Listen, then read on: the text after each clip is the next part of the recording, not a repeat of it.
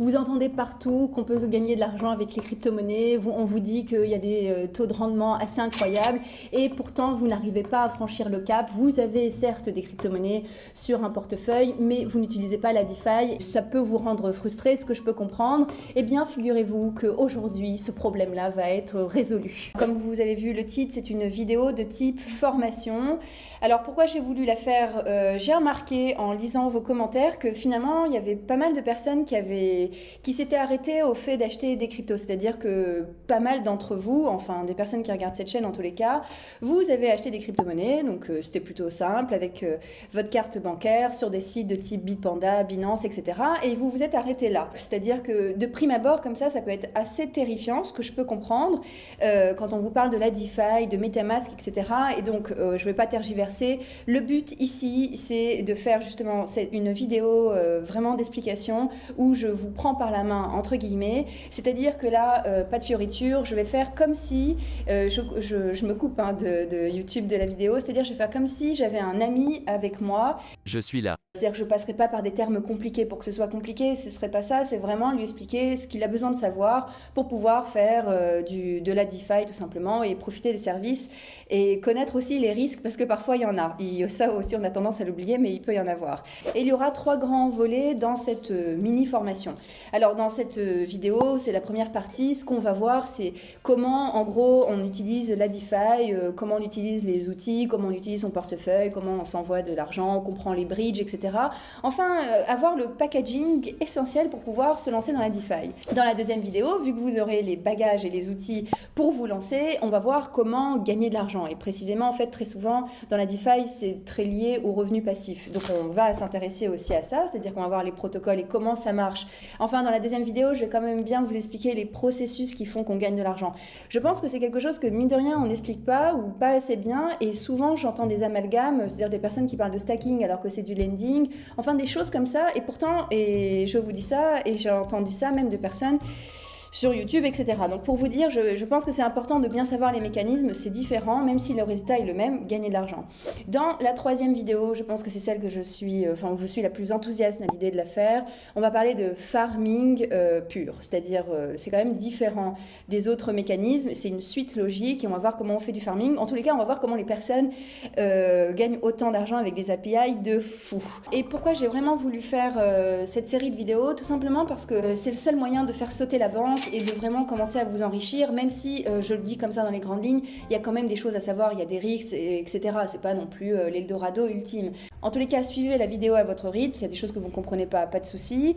Voilà pour la petite introduction, on perd pas plus de temps et maintenant on va en passer, donc je filme mon écran à côté et on va voir comment ça se passe. Je me demande si je suis pas un peu trop bleutée. La toute première étape, bien évidemment, c'est d'avoir des ETH sur votre compte. J'imagine que vous l'avez déjà fait. Typiquement, on achète de l'ETH ou du Bitcoin ou n'importe quelle autre crypto-monnaie sur une plateforme d'échange. Alors, peut-être que vous l'utilisez sur Binance, que moi j'apprécie beaucoup, ou peut-être sur des sites encore plus simples et mieux faits, c'est ceux que je recommande, comme Bitpanda. Alors, même si vous avez des crypto-monnaies de ce type sur des plateformes, il faut savoir que vous n'êtes pas encore sur la DeFi. Et c'est là où on arrive au premier chapitre théorique de cette vidéo, où il faut absolument faire la différence entre les sites qui sont centralisés et décentralisés. Là encore, je sais que pour pas mal de personnes, c'est pas encore très clair.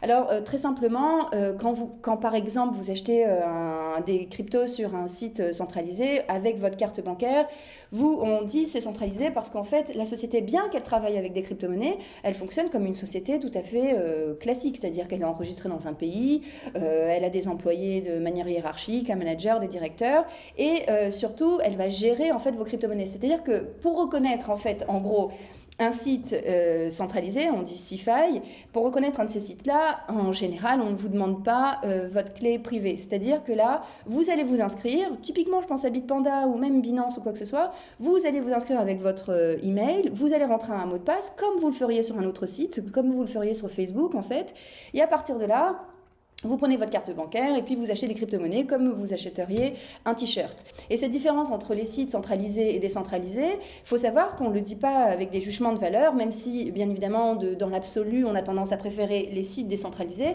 mais il faut savoir que les sites centralisés sont essentiels pour faire tourner l'écosystème. Parce que oui, vous savez bien qu'on paye avec des cartes bancaires et pour utiliser les cartes bancaires, il faut que les sociétés soient enregistrées. Eh bien c'est elles qui nous permettent d'avoir cette passerelle-là, c'est-à-dire de pouvoir acheter des crypto-monnaies via des cartes de crédit.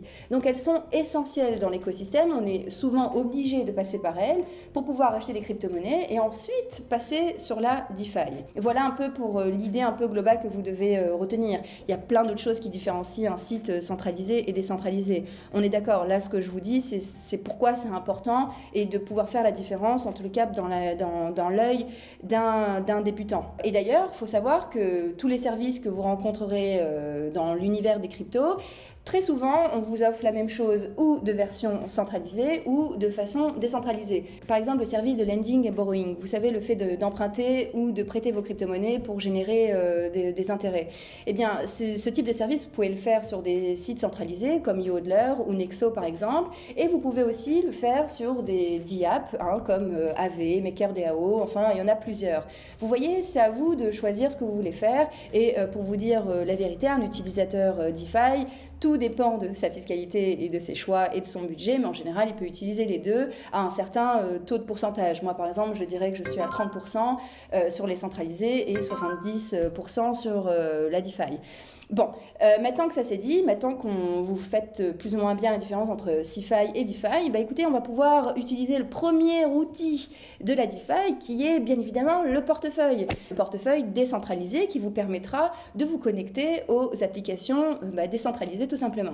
Alors, le portefeuille le plus connu, c'est MetaMask. Alors, c'est le plus connu parce qu'au départ, il n'y avait que ça, il faut savoir. Et maintenant, il y a de plus en plus de portefeuilles. Alors, pour des raisons de facilité, parce qu'en plus, on est habitué, etc., je vous conseille aussi d'utiliser MetaMask. Vous trouverez beaucoup plus de tutoriels, par exemple. Et puis, avec le temps, peut-être que vous allez switcher sur d'autres portefeuilles. Moi, par exemple, maintenant, j'en ai 2-3 différents. Donc, c'est pas méchant. Disons qu'on commence avec le plus simple, le plus recommandé. Alors, vous allez sur l'adresse exacte metamask.io et vous voyez que vous pouvez télécharger l'extension. C'est disponible sur Chrome ou sur d'autres navigateurs comme Firefox ou Brave et par contre pas sur Safari. Par exemple, moi je suis sur Mac, ça fonctionne pas, mais pour les utilisateurs de Mac, ça fonctionne pour les iPhones et bien évidemment sur Android aussi. Donc vous voyez, c'est accessible pour tout le monde, c'est ouvert à tout le monde. Alors pour télécharger MetaMask, rien de plus simple, vous cliquez sur Download et une fois que vous l'avez téléchargé, alors bon, moi bien évidemment je l'ai déjà téléchargé, l'extension s'affiche et vous pouvez choisir aussi de l'afficher en haut à droite de votre écran. Alors, la première chose qu'on va vous demander, c'est de créer un mot de passe. Avec ce mot de passe-là, c'est comme ça que vous allez ouvrir votre portefeuille, mais c'est pas non plus votre clé privée. Il y a une grosse différence à faire entre les deux. Justement, l'étape d'après, c'est la clé privée. Alors pour créer un compte sur MetaMask, on va vous demander d'enregistrer les 12 mots qui sont affichés à l'écran. Alors là, c'est la partie la plus cruciale parce que les 12 mots en question représentent votre clé privée.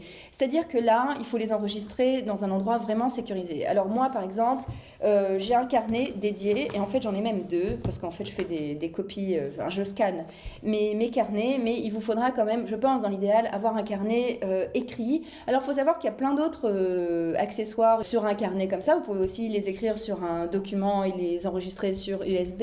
Enfin, le plus important, c'est de ne divulguer cette clé à personne. C'est une clé, c'est votre clé privée. C'est comme ça que vous allez ouvrir votre MetaMask et votre portefeuille. Notez-les en sécurité. Vous pouvez noter sur plusieurs bouts de papier. L'important, c'est que ce ne soit pas accessible à tout le monde, surtout pas aux personnes qui s'y connaissent. Et donc, une fois que ça c'est fait, eh bien, vous voyez que vous avez déjà un compte Ethereum. C'est vraiment pas compliqué. En tous les cas, il faut savoir que c'est un processus qui est similaire pour tous les autres portefeuilles.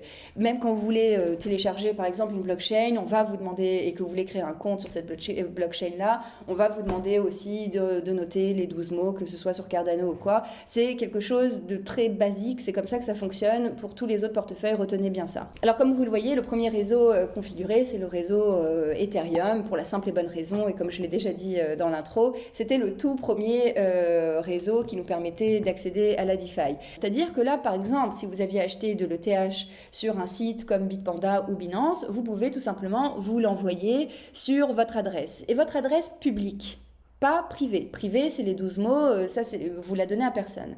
Votre adresse publique, c'est-à-dire celle que vous pouvez envoyer aux personnes pour qu'elles vous envoient des cryptos ou autres, vous pouvez la divulguer à toutes les personnes, il n'y a pas de problème puisqu'elles peuvent rien faire avec. La seule façon d'ouvrir un portefeuille, c'est d'avoir surtout la clé privée. Pour la connaître, vous voyez copier dans le presse-papier, vous avez aussi le QR code selon les outils que vous utilisez. Et c'est comme ça que vous avez votre adresse, si vous voulez, de destinataire.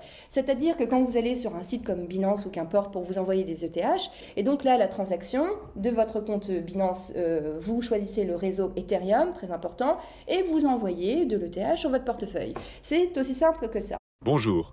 La guerre en Ukraine est déclarée, et si vous avez plus de 5 000 € à la banque, voici ce dont Emmanuel Macron a oublié de vous parler. Une guerre est toujours un cataclysme et les conséquences nous reviennent dessus rapidement, surtout quand elle a lieu à 2 heures de vol de Paris. Il va y avoir des conséquences directes pour vous. Première étape, une hausse catastrophique des prix et des matières premières. Ces derniers jours, les prix du gaz et du pétrole sont en train d'exploser. L'invasion russe en Ukraine a provoqué une hausse de 40% du prix du gaz et de l'électricité en 24 heures.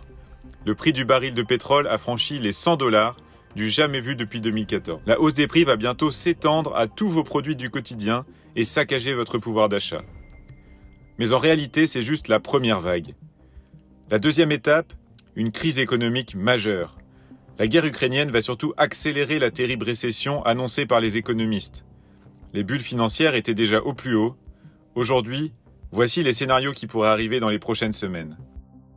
Hyperinflation qui va massacrer l'argent des épargnants, hausse historique des inégalités et effondrement de la classe moyenne, crash immobilier, prélèvement autoritaire sur les comptes bancaires, ruine des assurances-vie, hausse du chômage à 25%, faillite des États surendettés. Si vous pensez que l'effondrement est pour bientôt, il est urgent de sécuriser vos comptes courants et votre patrimoine en vous mettant à l'abri des 5 risques les plus désastreux pour votre épargne. Car il existe plusieurs solutions pour protéger votre argent avant qu'il ne soit trop tard et éviter de subir de plein fouet les conséquences de la crise ukrainienne. Votre épargne peut encore être protégée de façon efficace grâce à quelques actions simples de bonne santé financière que je voudrais vous partager maintenant.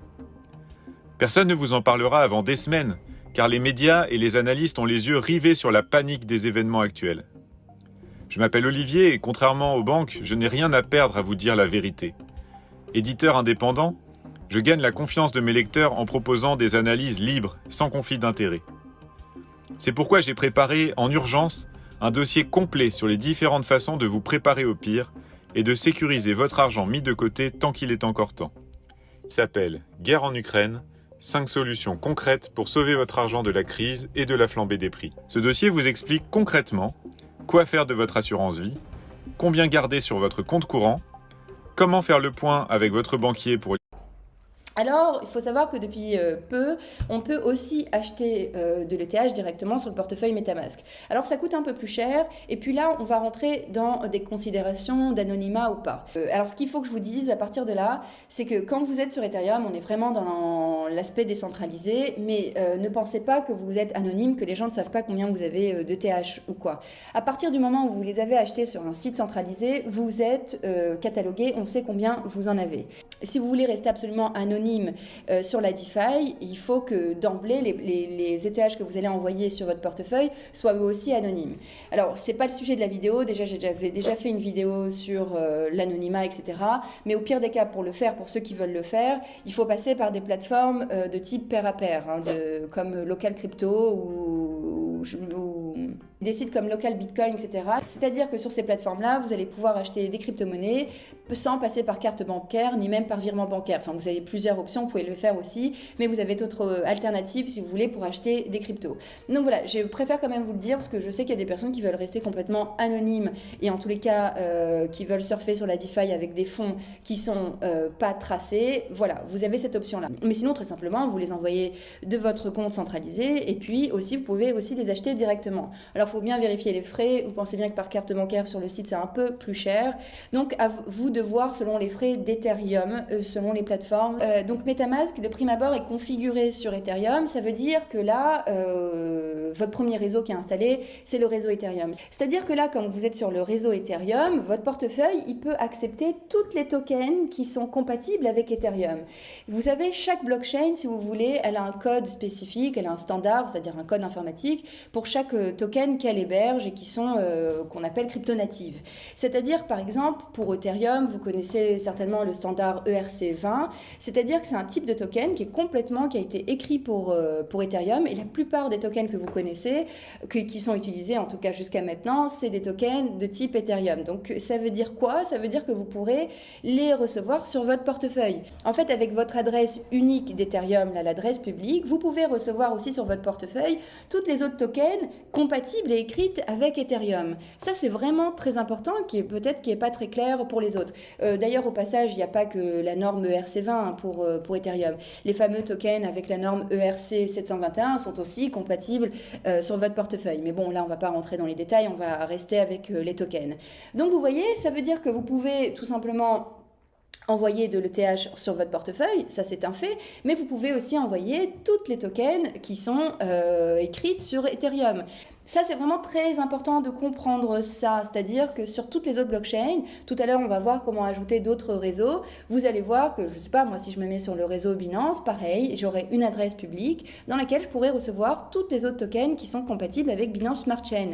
Alors, sur votre portefeuille, vous avez la partie, vous voyez, Assets, c'est-à-dire c'est là où on va répertorier tous les actifs que vous avez, c'est-à-dire toutes les tokens Ethereum que vous avez. Et dans l'onglet Activity, c'est en fait tout simplement l'historique de vos transactions. Vous voyez, on vous dit l'heure exacte et surtout vous avez la transaction ID que vous pouvez vérifier et voir si comment s'est passé, comment s'est déroulée votre opération. C'est ça que ça veut dire quand on dit tout est enregistré sur la blockchain.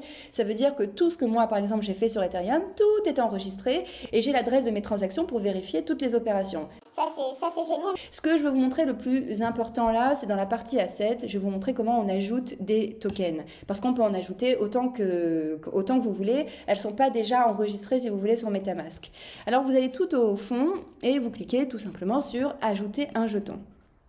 Et vous voyez, vous avez recherché, en général c'est pas comme ça qu'on les retrouve, on va dans jetons personnalisés et là on nous demande l'adresse du contrat de jeton, le symbole du jeton. Et pour avoir ces informations-là, faut savoir qu'elles sont données sur des sites publics, typiquement comme sur CoinMarketCap ou CoinGecko. C'est les deux seuls qu'il faut retenir. Bon, bah moi pour le coup là je vais sur CoinGecko. Et par exemple, bon, je sais pas, disons que je vais ajouter le token Uniswap. Eh bien, je cherche donc Uniswap dans la base de données CoinGecko et là j'aurai toutes les informations du portefeuille. Et même maintenant c'est encore plus simple, c'est-à-dire qu'on peut simplement, vous voyez, on voit le logo du renard, on peut simplement faire copier-coller. En général, quand on entre l'adresse du token, ce qui se passe c'est qu'on nous donne aussi le symbole, etc. Ça se met automatiquement. Et si ça s'affiche pas, c'est que là vous avez affaire vraiment à une toute nouvelle token et à la limite ne l'ajoutez pas. Attendez quand même qu'elles soient un peu plus répertoriées. Donc vous voyez, clique sur copie. Je vais sur le portefeuille, ajouter un jeton, jeton personnalisé, adresse du contrat, je copie-colle et là on me met symbole du jeton uni, décimale de précision 18. Je clique sur suivant, ajouter des jetons et c'est bon, c'est-à-dire que là tout simplement je l'ai ajouté sur mon portefeuille. Voilà comment ça fonctionne MetaMask et par exemple vous voyez que vous pouvez envoyer ou même swapper. Alors pour envoyer des tokens, rien de plus simple. Admettons que je vais envoyer de l'ETH par exemple sur une autre adresse, et bien j'ajoute le destinataire. Alors vous voyez, je peux rentrer et vous cliquez sur envoyer. Alors il faut savoir aussi qu'on peut maintenant swapper. Alors honnêtement c'est pas l'idéal de le faire parce que vous allez voir qu'en plus les frais sont importants, mais en tous les cas maintenant il y a la fonction de swap intégrée qui utilise d'ailleurs les DEX les plus connus, mais ça je vais y revenir justement dans le chapitre 3.